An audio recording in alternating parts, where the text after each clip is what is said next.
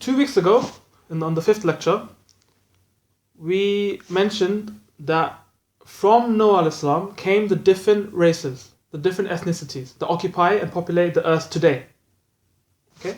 And this is found in books of genealogy, books of history, and it's found in Tirmidhi, yes, it's hadith as well, yeah? So it's substantiated. Now, if you were to take a white male, okay, and a white female, and they procreated, let's make this example halal, yeah, so they're married, okay, and they procreated, their child, if Allah grants them a child, that child will be what race? White. If it was any other race, black, Indian, Chinese, it would be unnatural. It would be a defiance of the laws of genetics. It wouldn't make sense. It can't be addressed in the scientific field. In other words, there was divine intervention. There's some other force involved. You just call it a miracle, in other words. Now, when a miracle is given to a prophet, it's a sign. It's a sign that he's a prophet. And so, when Noah al-Islam had a son, and then he had another son, and then he had another son, every time it was of a different race. When did this occur? Before the flood. In other words, this miracle came to the people who he was supposed to give dawah to. It came before the flood. Living, breathing miracles, walking around. Clear sign that he is a prophet of Allah. Surah 30 verse 22. And among his signs is the creation of the heavens and the earth, and the differences of your languages and colors. So it's a sign. The fact that you're different races is a sign from Allah. Verily, in that are indeed signs for men who have sound knowledge. In other words, next time you see a brother, anybody, yeah, brother in humanity, you could say, not necessarily a brother in Islam, who's of a different race, of a different ethnicity, that's a sign to you that the fact that he's a different race to you is not a reason for animosity or hate or discomfort. Rather, it's a sign of joy and a remembrance of Allah's miracle given to Noah al-Islam. Surah 49 verse 13. And we created you from a single pair and divided you into nations and tribes so that you may know each other, not that you may despise each other. In other words, if I walked into this room right now and found you all to be Korean, let's say, yeah, the example, I'll be struggling. Like, I won't be able to know you. I won't be able to recognize, differentiate between. So the fact that we have different races is an element to able to distinguish between each other, so that we may know each other. The words of the Quran. Now, Noah al-Islam had 3 sons that survived the flood: Ham, Japheth, and Shem. From Ham came the dark-colored races. He was darker in color than the other 2. And so from him, his descendants, his progeny, were of dark skin color. He had his elder son, his name was Cush. Cush is the father of 3 ethnicities that we know of. The Indians, the Sinds, and the Abyssinians. From the lineage of Cush came a man with immense power and strength. His name was Nimrod, Arabic, Namrud. And he ruled, he was a king. And he ruled from where? Babylonia, which was assigned as the capital of Babylon, today Iraq. And he's credited for founding that city. Allah knows best. What description does Allah give him in the Quran? Surah Baqarah verse 258. We gave him the kingdom. Subhanallah. When you say the kingdom, as opposed to a kingdom, what are you implying? For instance, if I give Oais an apple, for example, and I said I gave him the apple, it would imply that there was only one apple. Or that among the apples, there was one that stood out in quality. It was special. And I gave it to him. Yeah? The apple. Right? So there's 2 possibilities to the meaning. Can it really be the former? Could it really mean that there's only one kingdom? Because that's implying something great. If you study the history of kings and empires, no one's been able to do that. No matter how expansive an empire became, they never ruled the entire world. Right? Well, in the books of Tafsir, it says that 4 were managed to do this. 4 kings managed to rule the world. 4. 2 were believers and 2 were disbelievers. And the first one to do it was Nimrod. Okay. But, bear in mind at this time, the population hasn't expanded that much. Yeah. Because we reached all 4 far regions of the world yet. Now, all this power that he obtained, and it inflated him with pride and arrogance. And by this time, as we've seen in the last 2 talks, Islam has faded away. He's living in a time where there's absolutely no Islam. There are no Muslims left on the face of the earth at this point in time. They were immersed in shirk. But Nimrod was an exception.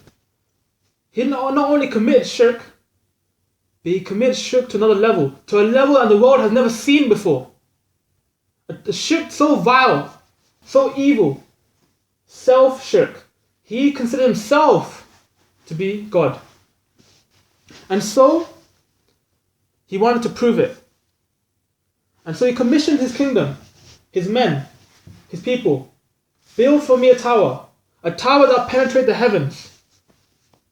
And this tower is called the Tower of Babel. Now this story is not found in Quran or Hadith. It's in the it's in the Israeliyat, in other words, of the previous scriptures. However, why I'm narrating this, it'll become apparent, and we'll discuss the credibility, obviously, regarding the story. Now how does Allah respond when you have a people or a person challenging him? How does Allah respond? Take Tancredo Neves, for instance. He ran for president. He wanted to become president of Brazil. And so he declared arrogantly that if I acquire 500,000 votes, not even God himself can prevent me from becoming president. This is his challenge. So how did Allah respond? Allah gave it to him. Allah gave him the 500,000 votes, 500,000. But the day before he was supposed to be president, he was afflicted with an illness and it caused him to die. Subhanallah. And then you have the British Empire. At that point in time, they were the ruling empire of the world. They were the strongest, they were the most powerful. And they constructed something to show their strength. Something they felt they claimed this was the best invention ever the world has seen. A ship that wouldn't sink, they said. That God himself cannot sink the ship, the Titanic. And on the first sail, Allah sank it to the bottom of the sea. Then you have the American Empire. I call it an empire because it is, the way they behave. They felt that they can create and invent something that can penetrate through the heavens. They crafted a space shuttle. And they said that not even God can prevent the shuttle from entering space. And they called it the Challenger, to challenge Allah's power. So Allah blew it up before it even left the ground. So what happened to this tower? As they were constructing it and it reached heights, it began to crumble down, break apart, collapse upon itself. But how? Allah removed a single blessing. We've discussed already what happens when Allah removes a single blessing. We rely on millions of blessings. It's uncountable. But when Allah removes one, that's enough. That's enough. And we saw it with the people of Ad 2 weeks ago. Allah removed water. Allah removed the rain. That's enough to destroy a nation, a civilization. Likewise, Allah removed a blessing from them that we take for granted every day, that we make use of every day, and we don't thank Allah for it. It was the ability to comprehend one another, to communicate to one another. Picture it. One of them, he's hammering. He needs a hammer. He needs a hammer. He's asked his co-worker, pass me the hammer. And the other guy says, it's gibberish to him. Everyone is speaking a different language suddenly. but they don't understand each other. It sounds gibberish, but they speak a different language. The creation of multiple languages. This alone is enough to destroy a civilization. This alone, for a single day. A surgery is taking place. Yeah, the man's life is on the line. He's on the OR bed, and he can't explain to his co-surgeon what to do. The man dies. Or a woman, she calls the police. I'm getting burgled. But on the other side, he doesn't understand. The police doesn't understand. He thinks he's ordering pizza. Complete confusion. The society collapses. Surah 30, verse 22. And among his signs is the creation of the heavens and the earth, and the differences of languages and colors. Languages and colors. Language is a sign too, but we forget that. Verily in that are indeed signs for men of sound knowledge. So now we've explained both, how both are signs and how it came to be. At-Tabri, according to Tabri's book of history, he says that when this occurred, 72 languages came out of it. 72. This, according to him, Allah knows best how many. But the point is this. These 72 languages are referred to as parent languages, meaning that they were divinely ordained. That man didn't construct himself. And you think about it, it's illogical to say otherwise. The same man was behind languages. It's ridiculous. Fine, we can associate names to objects, but we don't have the ability to construct grammar and create all these laws for the art of speech. It's impossible. And this corresponds to the different sciences that we have. For example, in the archaeological field, and we discussed this before, in the field of archaeology, when they find the most ancient of scriptures and the ancient of writings, they always find complete languages. They don't have half an alphabet, half a language. It's always complete. So where did it come from? Likewise, regarding this specifically, around 2000 to 3000 BC, they suddenly found in Babylon different new languages surfacing, and none of these languages were ever spoken by the Babylonians. So they're confused. What is going on? Then you have in the field of linguistics, they say that, look, we still haven't figured out how man created language. We can't figure it out because they haven't. And we already discussed the fact, we already confirmed the fact that language, let alone whether you believe the story or not, we know that language was from Allah. We know this anyways. From the first lecture, when Allah said we taught Adam the names of everything. And some scholars, and this is a strong opinion, some scholars believe that it doesn't just mean that, okay, he knows how to speak now, but that Allah taught him all the original languages to Adam. So he knew all the languages, the original ones. Now why am I saying this? You see, these original languages, the 72, that we're saying here is divinely ordained, Allah knows best. These were the languages of scripture. Aramaic, Hebrew, Arabic. It was always these languages that were used for scripture. Why?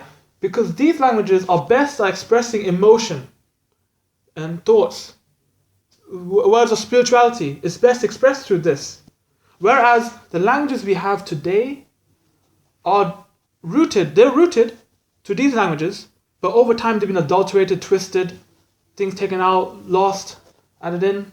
So that has watered down the beauty of language. So the original languages were best expressing the deen, was more suitable for expressing the deen, the truth. And it's no coincidence that English is universal. It's not a coincidence. Because English specifically, out of all the languages that we have, English specifically is a modern language. The man had a strong hand in the creation of English. Yeah, that language existed before, but then English is like they took and they pieced together, cut and paste, and they formed English. And it's a growing language. It's still new words keep throwing in there. It's strong in regards to the field of science technology, but it's weak in regards to spiritual thought. It's not a coincidence. It's universal. English is filthy. It's a filthy language. It's embedded with shirk. For instance, say me and Elias, for example, we just bump into each other on the street. We didn't plan it. What do we say? We say, that's Qadr. We'll say it's Qadr. Right? But what if it wasn't us two? What if it was two other people? Two kuffars, for example. What would they say? They'll say it's coincidence. Right? They'll say it's coincidence. But what is coincidence? A very interesting interview of a rabbi. He said that we don't believe in coincidence because the word coincidence doesn't exist in the Hebrew language. The fact that the word exists in the English language is why we have the concept. Words provide the concept Do you understand where I'm coming from? So in the English language, so many new words have come, bringing in new concepts. Concepts that's alien to Islam. Concepts that shouldn't exist, because it doesn't exist. Like coincidence doesn't actually exist until you bring the word. Or, he may say fortune. Ah, fortunate to see you. What is he saying? Instead of crediting it to Allah, he's saying that the credit goes to who? Fortune is the name of the Greek goddess, Fortuna. He's crediting it to that Greek goddess. He's committing shirk. He doesn't realize it. I mean, you get judged by what you do by intent, obviously, yeah? But I'm demonstrating how language is embedded with shirk. The language we have today, specifically English. It's not a coincidence that it's universal. It's Shaitan's plan. So Allah subhanahu wa ta'ala, in response, what has He done? He's provided us with a religion that replaces every act that we do day to day, even language. Now Allah's provided an alternative, Arabic. Now, during Nimrod's time, during his lifetime, a time of immense shirk, a time when there's no Muslims, a prophet was born. A prophet was born. But this time, the odds are overwhelming. What hope does he have? No one's Muslim, everyone's committing shirk, and you have this king ruling the world. It would take a legend to face such overwhelming odds, such a scenario, such a situation. But what if I told you that Prophet Muhammad ﷺ himself was commanded to follow this prophet? In the Quran, the only human being on earth that where Muhammad ﷺ was told to follow. What if I told you that many of the sunnah that we ascribe to Muhammad ﷺ actually is from this prophet? What if I told you that en route to Medina, from Makkah, at midpoint on his hijrah, Muhammad ﷺ hesitated, he paused, he stopped. Tears fell uncontrollably from his eyes because of this prophet. What if I told you that on the day of judgment, we will be all resurrected naked, as we were created naked, and then, in order, in sequence, we will be dressed according to our righteousness. And the first to be dressed before the Prophet Muhammad ﷺ will be this prophet. What if I told you that along with the Quran, the Zabur, the Torah, the Injil, that there's a fifth revelation mentioned in the Quran, and it was given to this prophet? What if I told you that for every prophet that there's a book, or there are people today that slander against them, every single one of them, including Muhammad ﷺ, except this prophet? What if I told you that the last prophet of Islam is Muhammad ﷺ, but the one who named you Muslim is this prophet? What if I told you that there's a rank higher, and we discussed this before, there's a rank higher than prophethood, which is messenger, and there's a rank higher than messenger, Ulul Azm, and you've seen this with Nuh al-Islam. What if I told you there's a rank higher than this, and it was given to this prophet? We discussed that there is a father of mankind, which is Adam, and there's a second father of mankind, which is Noah. What if I told you that fatherhood was assigned to a third, and it was given to this prophet? In a hadith narrated by Anas bin Malik, found in Sahih Muslim, a man approached Muhammad ﷺ and he said, "O Messenger, you are the best of creation. You are the best of creation." And Muhammad ﷺ said in response, "Not me. Ibrahim is the best of creation." Muhammad ﷺ, he was being modest. He was being modest. Ibrahim a.s. is number two. Still, after all, is number two. Praising Ibrahim only expands raises the rank of Muhammad sallallahu alaihi wasallam. Irrespective, it sounds like I'm describing a legend. It's exactly what we need right now. In the scenario we're speaking about, time of Nimrod, a legend. And yes, his description was so legendary that it caused a fitna. That the words that describe him are so legendary, it caused a fitna. It caused a strife among the Muslims and the Jews, and they began to fight one another. Not fight, a verbal fight. Argue. Oh, mine's better, your prophet's better, my prophet's better. This is according to Qatada, he narrates the story. So Allah gives the response in the Quran, Surah 4, verse 123. It will not be in accordance with your desires, nor those of the people of the scripture. Whosoever works evil will have the recompense thereof, and who will not find any protector or helper besides Allah. And whoever does righteous good deeds, male or female, and is a true believer in the oneness of Allah, such will enter paradise, and not the least injustice, even to the size of a speck, will come to them. Allah is saying, look, what are you doing? Why are you playing games with the prophets? Allah didn't send prophets for you to discuss and argue who's better or not. They were sent for you to emulate them so that you may secure a place for yourself in Jannah. You're doing the wrong thing. Allah continues, and who is better in religion than the one who submits himself to Allah, while being a doer of good and follows the religion of Ibrahim, inclining towards the truth. And Allah took Ibrahim as an intimate friend. Allah had no shame in praising Ibrahim. You can't shame me in praising Ibrahim. And Allah continues praising Ibrahim alayhi salam, and said he took him as an intimate friend, Khalil Allah. What does this mean?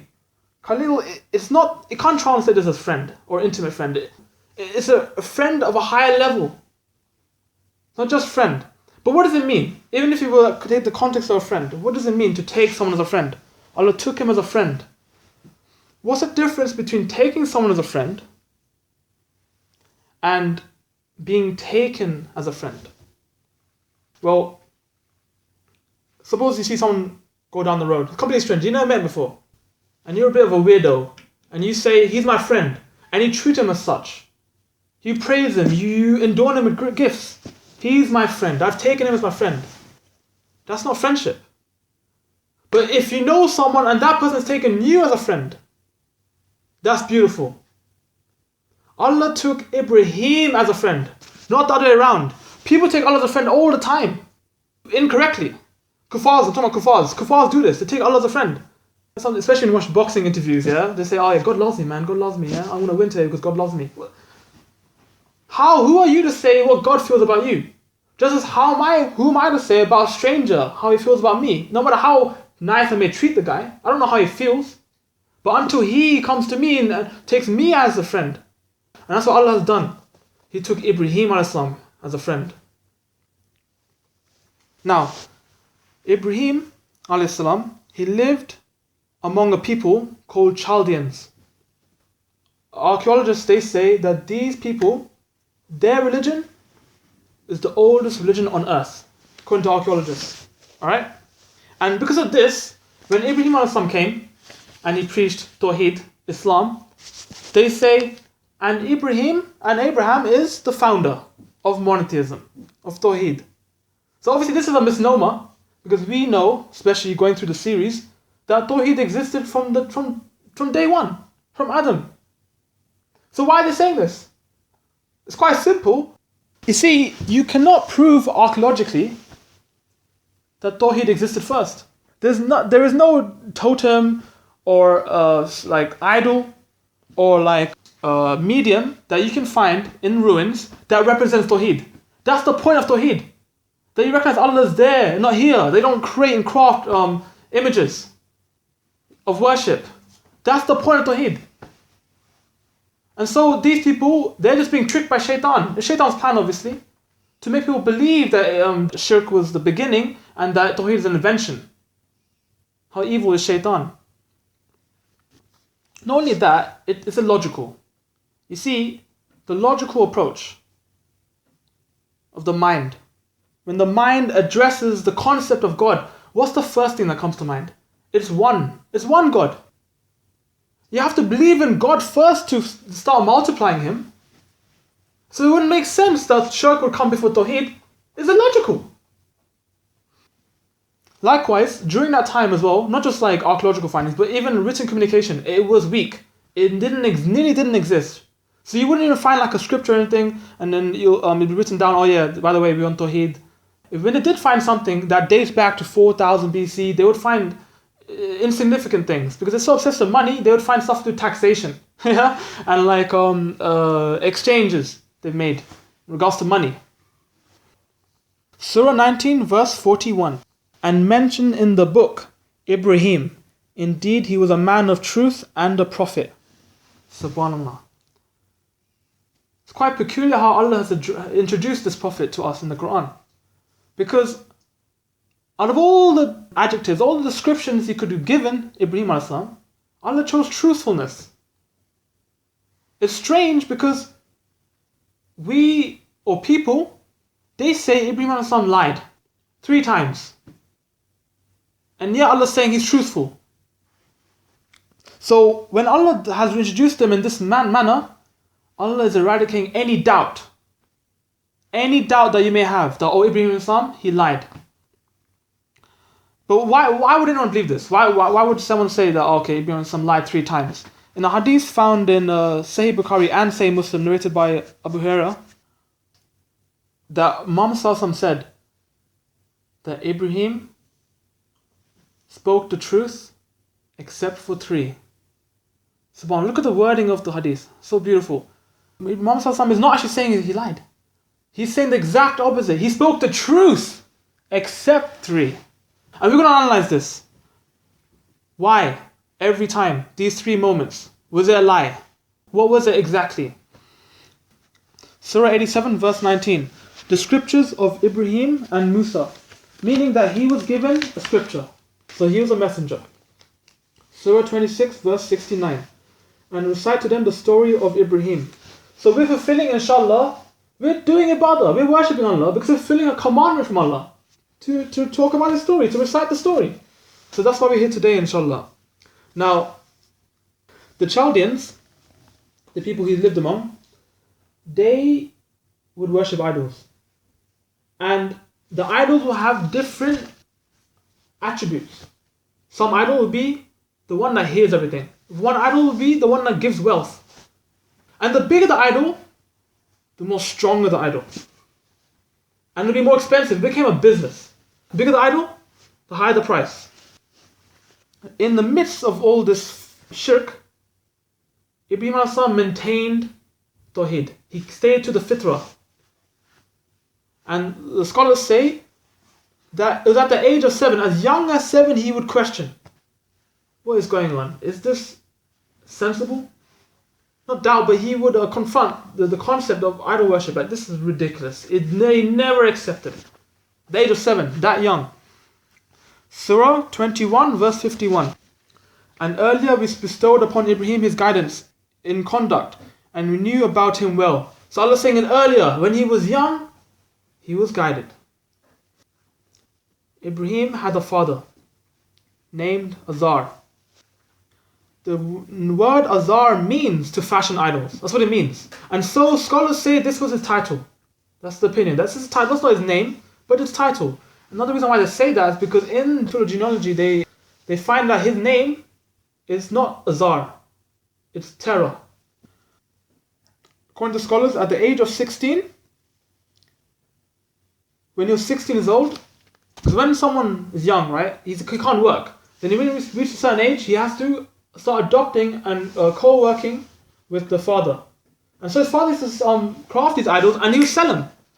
And so when he reached the age of 16, he had to play a part. He had to help his father, in spreading the shirk and to sell these idols. And he gave it to him. Son, take these idols, go to the market, sell them for me. So what did he do? En route, he dumped them. He dumped them in the river. But the remaining idols he kept with him. And he went to the market. He's fulfilling his dad's wish. He went to the market with the remaining idols. And he starts to sell them. Not sell them, advertise them. He starts saying, come here, buy idols that cannot help you, that cannot see you, that have no power over you, that cannot harm you, that cannot hear you. If that's what you want, buy these idols. Now we say false advertising. This is the most truthful advertising I've ever seen. We as Muslims, it's a lesson for us. We as Muslims, when we advertise a product or a service that we're providing, it must be truthful. We cannot conceal a defect that you know of your product. You cannot conceal it. Upon occasion, there was a man, he had a basket of apples in the marketplace. And the Prophet Muhammad sallallahu alaihi wasallam, he came and he clocked on there was something wrong. So he lowered his hand into the basket and he found the lower apples to be wet, soaked. They were tampered with. And so Muhammad sallallahu alaihi wasallam said loudly, outwardly, don't buy these apples. The lower ones, they've been ruined. They're wet, they're soaked. And the guy was just embarrassed. What the? Yeah. So this demonstrates, as Muslims, we should be honest. For instance, if you're selling a house and you know in 20 years it'll subside, it'll break apart, you have to tell the guy, it'll only last for 20 years, mate. You have to tell him. Notice that the dawah, this is a dawah.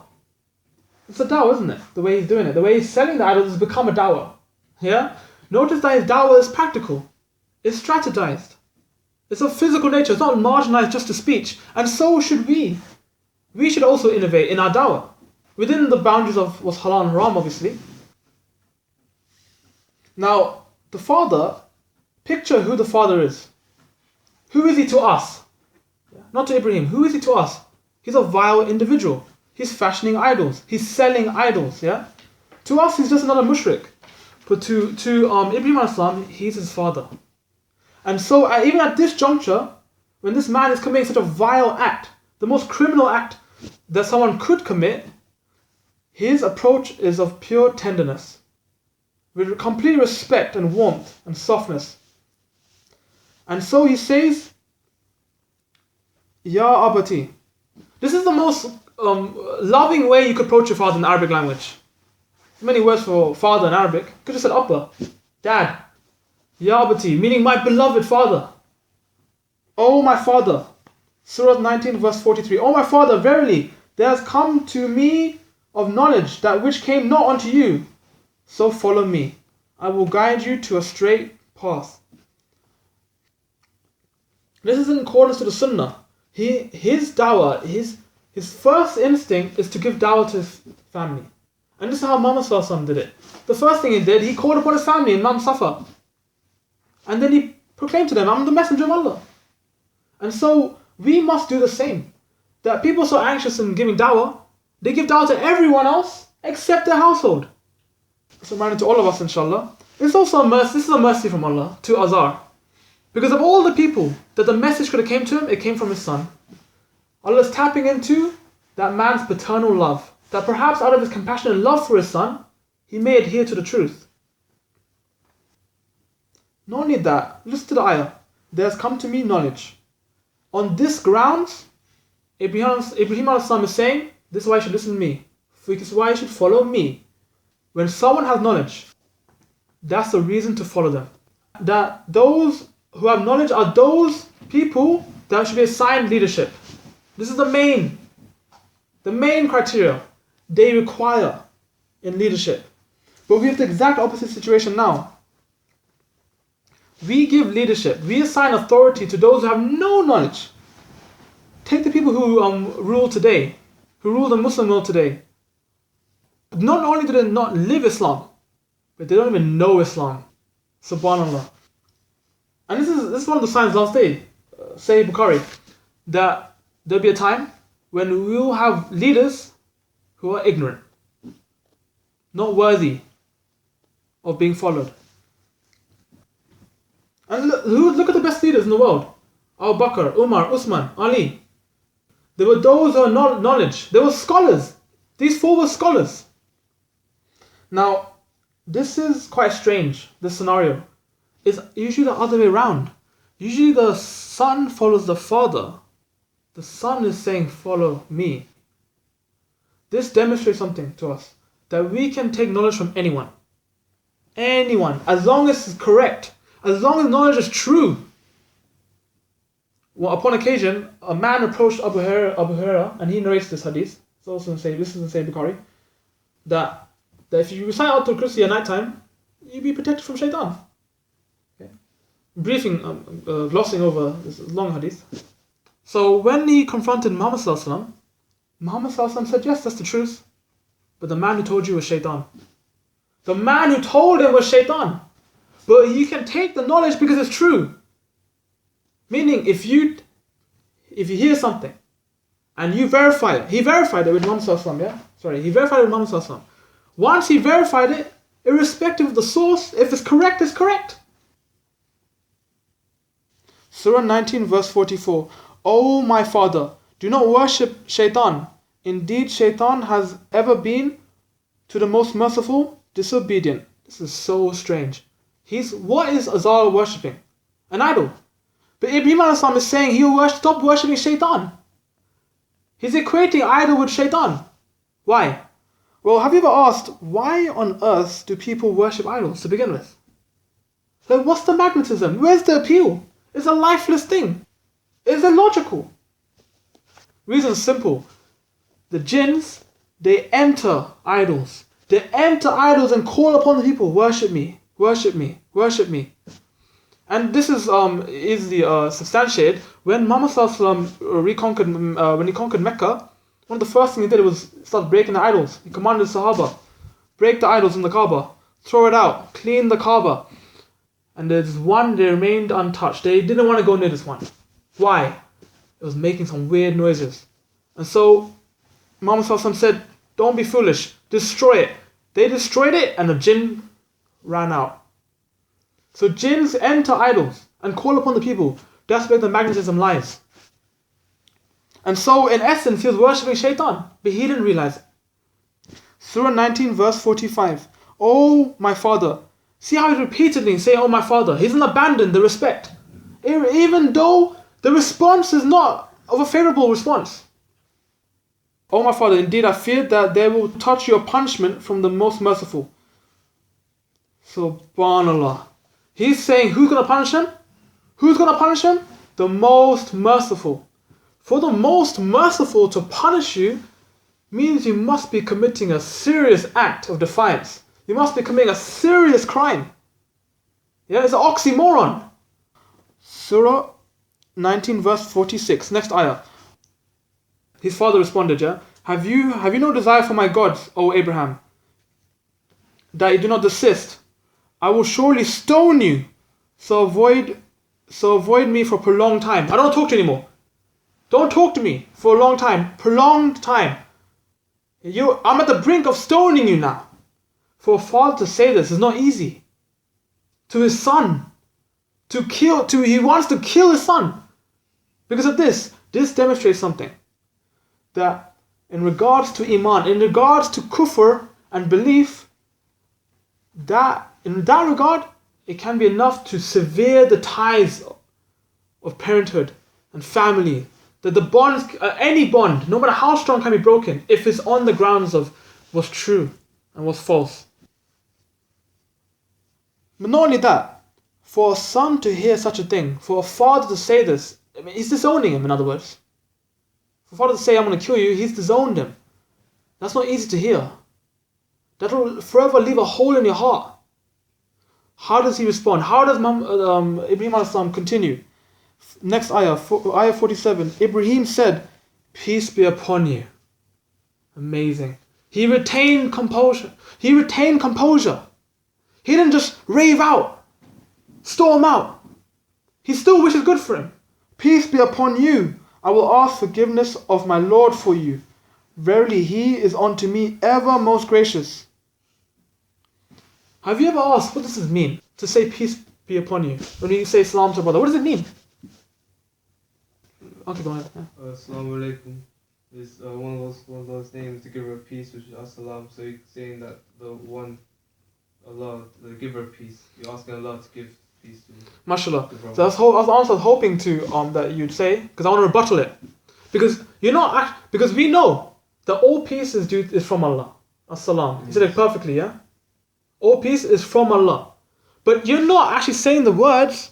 You're not saying the words that, oh, may Allah's peace be upon you. So you're not actually saying the words. You're not articulating the words, may Allah's peace be upon you. You're saying peace be upon you. Peace be upon you. When you do that, you're making an agreement with someone that, look, from me you're not going to get any harm. I'm not going to harm you. From me there'll be peace. No confrontation, no conflict. So the moment you say salam to someone, and then 2 minutes later you go to Shuhaib and you start talking about that person you said salam to, you've broken that agreement. Do you understand? So we need to think about what we're saying when we say salam to someone. Am I actually saying salam to the brother? Am I really doing that? Now, he said this out of desperation. He's worried about his father. He doesn't want his father to go into the hellfire. And this is for someone to relate. Those who have disbelieving parents, whether the parents are they're from Muslim background or they're not from Muslim background, this is for them to relate to Ibrahim a.s. going through the same thing. And see how his response was. His concern was still of good. And so he made istighfar. He's asking Allah to forgive him, to forgive Azar. But you can't do this. You cannot ask forgiveness for a disbeliever. If they're committing outward shirk, you know they're not a believer, and they die on this. They're disbeliever. You can't ask forgiveness on disbeliever. You can't do this. So Allah reprimanded him. In other words, prophets can make mistakes. They don't commit sins. Because a sin is when you do something with intent. This was unintentional. He didn't know. He's young. He doesn't know yet. When someone does something out of ignorance, you're not accountable for it. Generally, you're not accountable for it. And so, once he made this mistake, Allah reprimanded him. And so the response is found in Surah 9, verse 114. And the request of forgiveness of Ibrahim for his father was only because of a promise he made to him, to his father. It became apparent to Ibrahim that his father was an enemy to Allah. He dissociated himself from him. Indeed was Ibrahim compassionate and patient. Subhanallah. Allah is saying that when I informed Ibrahim that you can't do this, how did Ibrahim respond to that? He accepted it. He didn't argue and start wailing. He accepted it. And that's why Allah calls him patient in this ayah. That when a law comes down and you're uncomfortable with the law, but you accept it, that's patience. That's what patience is. And so, when a prophet makes a mistake, in their lifetime, before they pass away, Allah corrects them so that we know what's right and wrong. So that we are informed, so that we don't emulate the mistake ourselves. Surah 19 verse 48. And I will leave you and those you invoke other than Allah, and will invoke my Lord. I expect that I will not be... When he finished giving dawah to his father, he turned to the society at large. Surah 26 verse 72. He said, do they hear you when you call on them? They said, nay, but we found our fathers doing so. So he's speaking to the public now. And the response is pathetic. They couldn't argue back. He said, do they hear you? And they said, they don't hear us. They agreed with him. But our fathers were doing it, so we're doing it. This is quite interesting. This demonstrates you can't actually defend any religion other than Islam. You can't rationally defend a religion that's on falsehood. It's not possible. On the surface, they may feel like they're defending the religion, but they're not. It's self-deception. And so, Ibrahim a.s. was in a sickened state. This was upsetting. All this dawah and there's no fruits to his labor. It was in their culture, and every year, once a year, annually, they would go to this festival. And when they were going and they were on the move, they tugged on Ibrahim. Aren't you coming? Surah 37 verse 88. And he cast a look at the stars and said, indeed, I am ill. He's saying, now I'm sick. But it wasn't a medical sickness. It was a psychological one. It is from Iman that you are upset when you see sin. And if you're not upset when you see a sin, then something wrong with your Iman. You have to address that. Because that's how you should feel, that you're disgusted by the things that Allah is displeased with. And so that's what he meant. But they understood it as something else. That he's too ill, he hasn't got the strength, the physique to come to this festival, we'll let him be. Now, this is lie number 1. I'm not saying it's a lie. This is perceived as number 1 of the not telling the truth. And this demonstrates something, that if this is a lie, then it's a lie, then the definition of a lie is to say one thing with the intention of other people having a different understanding to what you've just said. Even if what you said as a statement is true. And we're going to discuss later exactly whether this is a lie or not, once we've covered the other 2 statements. Surah 37 verse 91. Then he turned to their gods and said, do you not eat? What is wrong with you that you do not speak? When they were all gone, he thought he'll seize the opportunity. This place is vacant. I can sneak into like where all the idols are. And then he started playing with them. There were food lying around. They used to serve it to the gods. And they still do this today in Hinduism and other faiths. So he brought it to them. He brought the plate to their mouth and said, eat, what are you doing? Eat. And he's not eating. And so he said, speak. And they're not replying. For a child who grew up in that society, to do that is not easy. Yeah, you grow up, the world believes that they're gods. And you confronting them is such rudeness. Surah 21 verse 58. So he broke them to pieces, except the biggest of them, that they may turn to it. So he left the biggest one untouched. Now when they discovered their broken gods, Allah uses the word qalu, meaning they screamed, they yelled with horror. Surah 21 verse 59. They said, who has done this to our gods? He must indeed be one of the wrongdoers. Next ayah. They said, we heard a young man talking against them who is called Ibrahim. Look at the language here. We heard a young man, fata, meaning youngster. Fata means youngster. A youngster was doing this. It is in the hands of the youth to bring about change, to bring about revolution. It's in the youth. Why? Because the youth are the ones who have this pent-up energy. The enthusiasm is in the youth. And so whatever they're interested in, they will apply energy into it. So let our youth be of those who are concerned about the deen, so that they can make reforms, so that they can expand in the field of dawah, that they may change the world. But not only that, look at the second part of the ayah. We heard a young man talking against them who is called Ibrahim. Who is called Ibrahim? They don't even know the guy. This is strange. He doesn't even know the guy. People are under the impression that you have to be famous to make a change, to have an influence. That's not true. That's shaitan telling you this. For instance, Muhammad had a problem in his hand. Yemen was completely kuffar. No believers there. And so he needed a revolution. So he's got a lot of choices in front of him. Look at the giants he had at his disposal. Abu Bakr, Umar, Usman, Ali. It's but a few of how many giants he had. But who did he assign? He won the revolution. So he signed a young man, Muad ibn Jabal. Of all the giants he could have picked, he chose this young dude. Two things he didn't have. He wasn't a giant like them, and he wasn't famous like them. And yet he chose him. Because Muhammad knows that the revolution can come in the hands of the youth. And that's exactly what happened in Yemen. Alhamdulillah. So it's the correct choice. So, ayah 61, surah continues. They said, then bring him before the eyes of the people, that they may testify. This was the reason why Ibrahim was doing all this. You see, his dawah, it didn't get that far. The audience wasn't large. So he did it, he caused an event that would bring the entire people in front of him. And now he can give his dawah. As the ayah says, before the eyes of the people. Ayah 62. They said, have you done this to our gods, O Ibrahim? Ibrahim said, nay. This one, the biggest of them, did it.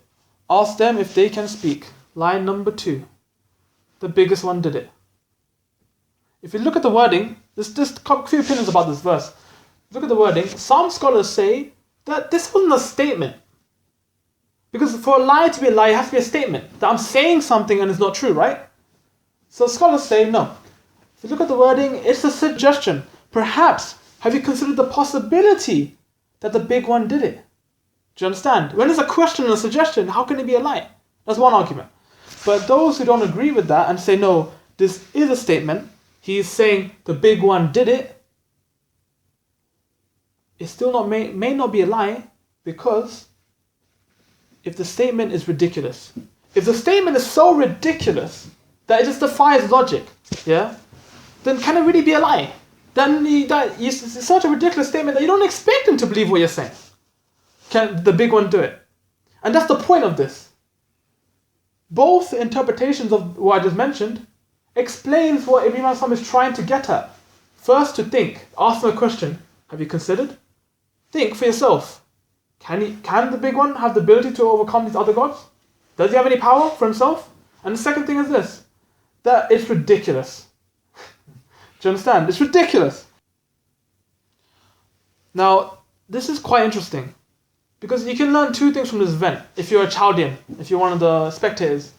One is that you discover on your own that, no, wait a minute, the gods have these gods, yeah, in air quotes, have no power. Can't speak, can't move, can't even defend themselves from this smashing. But now there's something else far deeper, is that if you really believe there's more than one God, wouldn't it compete with one another? Wouldn't the biggest one outsmart them, outfight them, overpower them, and fight for the throne of being God? And that's what he's demonstrating. That's why he left the biggest one alive. Not alive, it's not dead to begin with. Yeah, he left it intact. Now look at the next verse. Surah 21 verse 65. Then they reversed themselves. Yeah. If you study the Arabic, it's much more deeper. Allah is saying that they retreated back into their souls. This was like a spiritual awakening. For a moment they hesitated and they started to think and contemplate. They paused for a split second. But then Shaitan came. Shaitan came and reminded them, you should be angry, bruv. You should be angry. This guy just smashed your idols. Never make a decision when you're angry. Never. Listen to the response. Listen to the next ayah. Surah 37 verse 97. They said, construct for him a furnace and throw him into the burning fire. This is an admittance of defeat. The moment you abandon the dialogue, that you can't win the dialogue, the moment you abandon that and you resort to violence, which is what it did with the previous prophets, you've admitted defeat.